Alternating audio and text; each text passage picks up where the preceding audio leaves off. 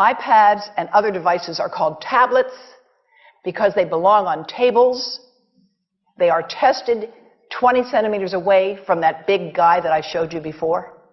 20 centimeters away. They are not approved to be held in the laps of little children, although millions of kids are having them now in schools because the people involved in educational technology and those involved in public health research are not talking to one another. Because if they were, they would understand that you're giving children a two-way microwave radiating device, and if you must give them such a device for learning purposes, put it on airplane mode so that it's not sending and receiving signals as it does otherwise.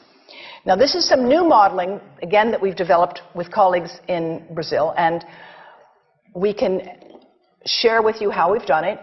We first start out with the MRI and create the model with 1 millimeter voxels, and this is quite a bit of work goes into creating this, and here is what it looks like after a period of 6 minutes. And that's really not as bad as it might look because you see the red area only gets partway through the eye of the adult, right? The one that we're really concerned about is this one with the young child. And this is a 3-year-old brain that we modeled. And you see that by the end of that 6-minute call, the peak radiation, yellow and red, is getting all the way into almost both eyes. And again, this is one call, and it's not going to kill anybody. It may not cause any biological effect whatsoever for 1 call or 2 calls or 3 calls. But the question is, what's the cumulative impact of this kind of exposure? How do we evaluate it? And I want to show you an example of some of the work that we are doing now that I'm releasing here for the first time. And this is a modeled microwave radiation dose of a 6-year-old with greater levels to the frontal and temporal lobes, eyes and cheek. And watch this here. Now, yellow, white, and red are the hottest, all right? And if you look carefully, you will see it's going into the eye, the nose. Do it again, just so you'll get to see it.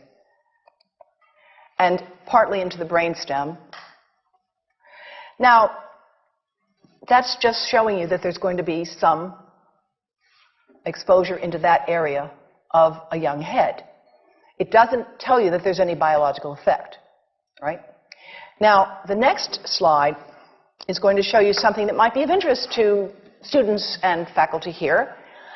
And that has to do with exposure to the reproductive organs. We call them the gonads. I think you say the testicles. And bone marrow. And look here at the radiation as it gets into the groin area. And that's just from having a mobile phone modeled into the pocket. And this, again, is based on a normalized SAR with I think we had a dipole antenna. Now, the breast. The breast is mostly fat, contains a lot of fluid. Things that contain fat and fluid cook faster in the microwave oven. Now, a cell phone can't cook anything, all right? Mobile phones do not pop popcorn. That was a fraud. They don't make any heat that we know of, otherwise they wouldn't be permitted. But they do go through things that contain fat and fluid. And we are now working at Environmental Health Trust with scientists at the University of California, San Francisco, scientists at formerly the president of the American Cancer Society of California, because we are seeing women who keep cell phones in their bras. Has anyone seen a woman put a cell phone in her bra? Hands up, please. Please tell them you've heard now why they shouldn't do that. And here I want to show you our first case report from 2009, and we now have many more. This was a Chinese-American woman who used her cell phone 4 hours a day in her bra for 10 years while she was driving. Now, and you drive with a phone on your body. The phone is smart. It's going to go from one tower to another, and it's going to say, here I am, where are you, here I am. And it's going to be going to max power each time it moves from one cell tower to another. And there it was right next to her chest. And the tumors that developed right under the antenna of the phone. unusual tumors. But in the meantime, people have a right to know how you can minimize exposure. And again, I think this information is available on our website, will be available on yours. Remember, if you have to give a phone to a child, put it on airplane mode. And think about this.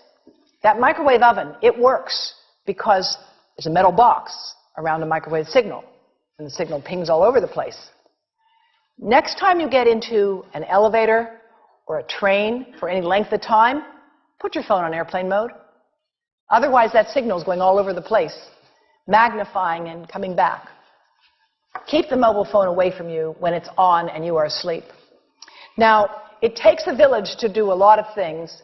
These are some of the people whose materials I've used today with their permission, and I can't read this list to you, but I want you to know that I feel really honored to be working with some of the most talented people in the world on this issue.